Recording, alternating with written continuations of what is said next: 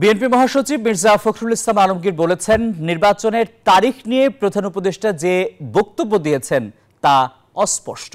সকালে গুলশানে দলের চেয়ারপারসনের কার্যালয়ে সংবাদ সম্মেলনে একথা বলেন তিনি।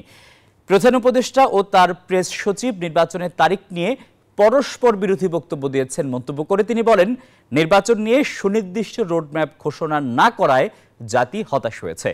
সব রাজনৈতিক দল ও অংশীজনদের সঙ্গে আলোচনা করে নির্বাচনের সুনির্দিষ্ট রোডম্যাপ ঘোষণা করতে অন্তর্বর্তী সরকারের প্রতি আহ্বান জানান তিনি।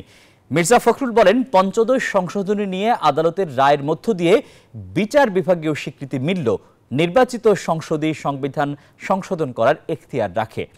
বিএনপি চেয়ারপারসন বেগম খালেদা জিয়া শারীরিক অসুস্থতার কারণে মুক্তিযোদ্ধা দলের সমাবেশে অংশ নেওয়া স্থগিত করেছেন বলে জানান বিএনপি মহাসচিব। বিজয় দিবসে প্রধান উপদেষ্টা ডক্টর মোহাম্মদ ইউনূস জাতির উদ্দেশ্যে যে ভাষণ দিয়েছেন তা নিয়ে বিস্তারিত আলোচনা হয় এবং পরবর্তীতে প্রধান উপদেষ্টার প্রেস সচিব সংবাদ সম্মেলনের মাধ্যমে উপদেষ্টার ভাষণে যে ব্যাখ্যা দেন তা নিয়ে আলোচনা হয়। সবাই মনে করে প্রফেসর ডক্টর মোহাম্মদ ইউনূসের ভাষণে নির্বাচন সংক্রান্ত বক্তব্য একেবারেই স্পষ্ট।